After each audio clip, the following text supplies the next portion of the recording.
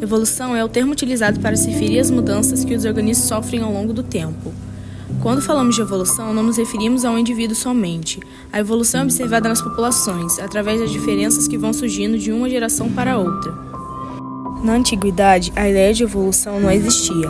As pessoas se apoiavam na concepção da imutabilidade das espécies. Fixismo. Segundo o fixismo, as espécies hoje encontradas no planeta já existiam no passado, não havendo mudanças ao longo do tempo. Até meados do século XIX, o fixismo foi a ideia dominante. Atualmente, no entanto, a teoria de que as espécies evoluem já é bem reconhecida.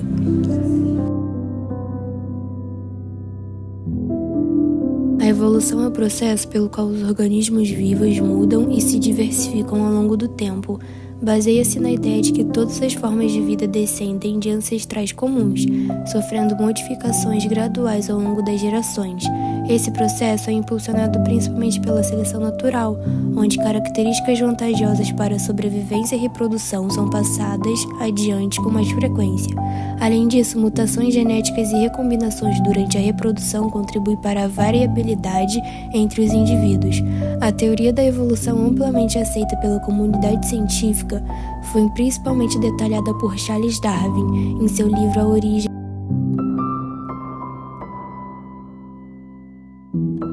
Os fósseis são restos ou vestígios de um organismo que viveram no passado e foram de alguma forma preservados.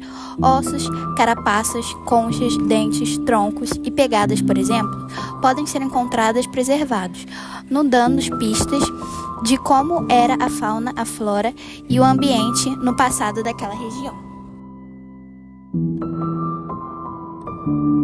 Os órgãos chamados de homólogos são aqueles que possuem origem embrionária semelhante, apesar de nem sempre exercerem a mesma função.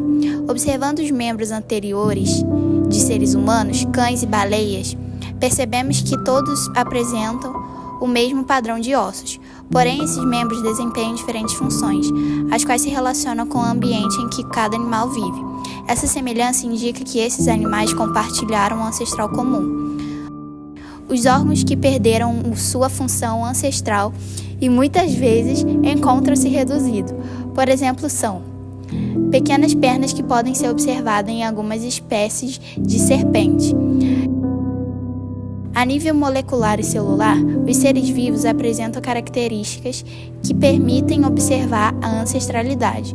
O macaco bonobo, por exemplo, apresenta mapa genético de 98,7%, igual ao do homem, o que indica que eles compartilharam um ancestral comum.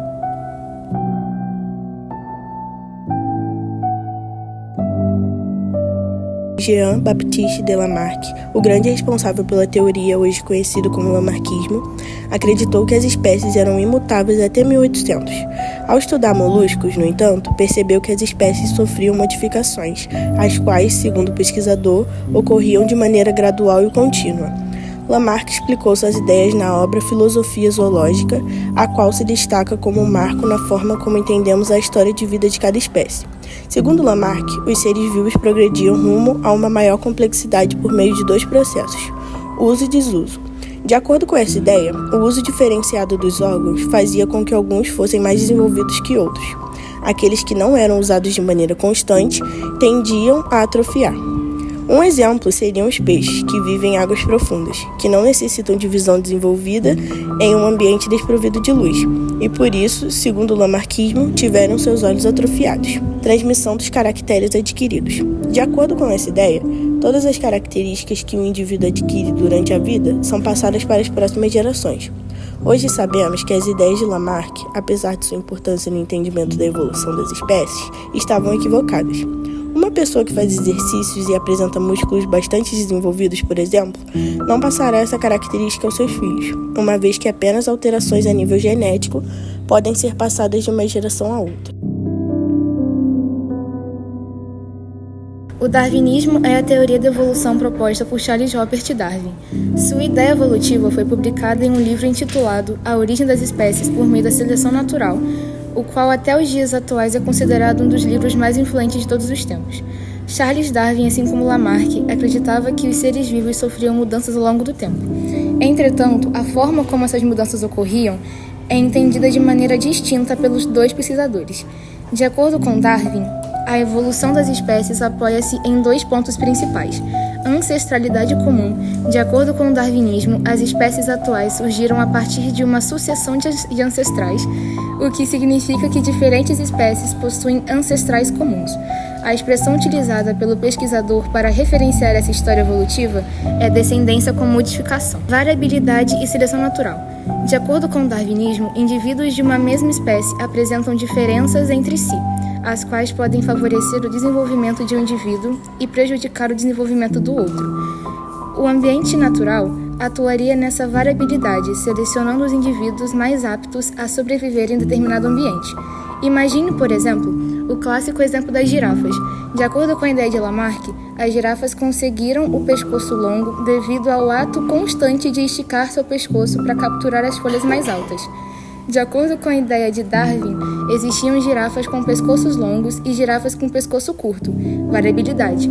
As girafas com pescoço longo apresentavam chances aumentadas de conseguir alimento nas plantas mais altas, aumentando a sua vantagem de conseguir alimento em relação às outras. Com maior chance de sucesso e sobrevivência, as girafas com pescoços longos apresentavam também maior chance de reprodução.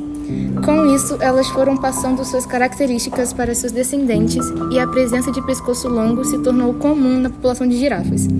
É importante salientar que a ideia de seleção natural proposta por Darwin também foi desenvolvida, de maneira independente, por outro naturalista, Alfred Russel Wallace. Darwin e Wallace apresentaram juntos os trabalhos em sessão da Sociedade Linneana de Londres. Entretanto, Darwin rapidamente finalizou seu livro e o publicou, ficando reconhecido em todo o mundo como responsável pelo desenvolvimento da ideia de seleção natural.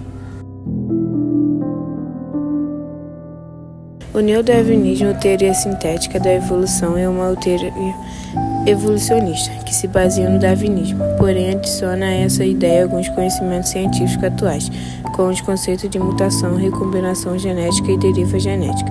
Essa teoria permite que lacunas existem no darwinismo sejam preenchidas a partir de conhecimentos que não existiam na época e hoje são amplamente reconhecidos. Um exemplo é o entendimento de mutação.